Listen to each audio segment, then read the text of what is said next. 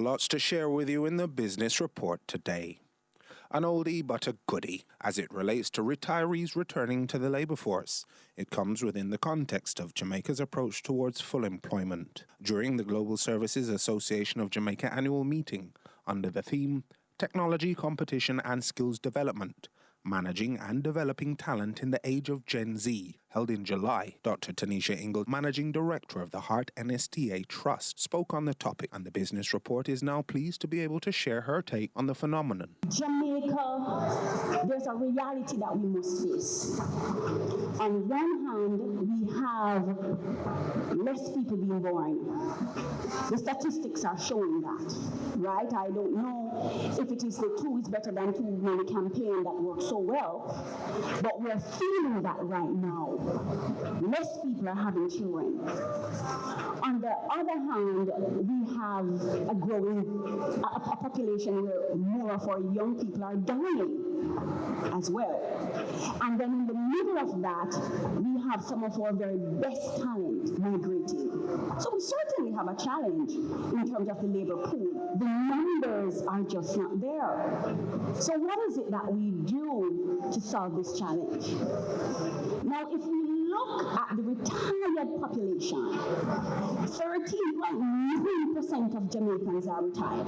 That's 375,000 people out there who are able-bodied, who are able to do work. We are graduating individuals from the Heart Trust at age 72, 65, 73. We just graduated a 72 and a 73-year-old from our programs. Though there is no official data to capture the rates at which the trend of retirees returning to the workplace is taking place, Dr. Ingleton is well positioned to provide additional insight. Individuals who are over the age of 60, who are on the brink of 60, etc. These individuals want to learn. They want to understand what is happening in the spaces. They want to manipulate the technology. They are seeing their lives expanded, doing various things. They don't want to be sitting at home waiting on handouts or, hoping to die because they don't have anything to do. They want to become involved. Okay. So the same way we do the investment in training up, we have that space to do that as well. Okay. Or population that is over the age of 60. We would have seen workplace. It's the first time in history that we have more than 5 generations working together. Okay. It has never happened before. So we have individuals right across the continuum in terms of the generational ages within the workspace. And it is only until we get to understand each generation and devise the systems to respond to each of them that we are going to really start to flourish. Part of it involves understanding what the traditional corporate structure of the workplace looks like to a Gen Z employee and how best to integrate the experiences and outlook of a multi-generational workforce to leverage the strengths of each, as described by Director of Human Resources at IBEX, Damien Newell. It's such an interesting time that we're in, and I promise you, I'm not a Gen Z.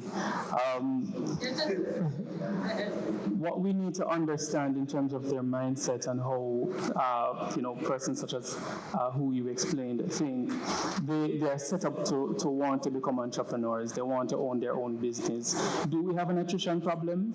It's simplistic to say yes, but of course, the tools and systems that we put in place within the organization can prevent or stop the bleeding there. So it's about understanding and interpreting why persons don't want to work, why are persons leaving. Fingers can be pointed at leadership, it can be pointed at culture, environment within the organization. But I think from a strategic standpoint, it's important to have a talent management strategy in place within the organization. So what do I mean by that? It's about ensuring that you are planning effectively. I consider it a workforce planning, a 3-year plan, in which case you have to show them the roadmap.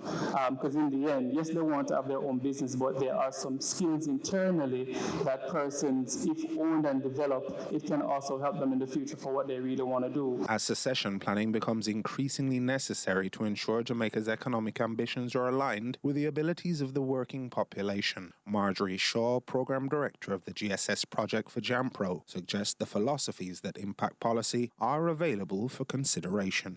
To Dr. Ingleton's point, I remember years ago in Singapore, one of the things Singapore did really well, and I know we're tired of being compared to them, but I must say, they used to host the most multinational corporations. And when one would leave, they would quickly roll out programs for all their citizens, regardless of the age bracket, to have an opportunity to learn it, to be able to respond to the needs of the next MNCs. That's what I mean about long-term planning. It's not no. There's enough data out there to see the emerging trends for HEART to position its skills training, for schools to adjust, for teachers to be retrained, to be responsive. And that was your business report. I'm Joel Crosskill.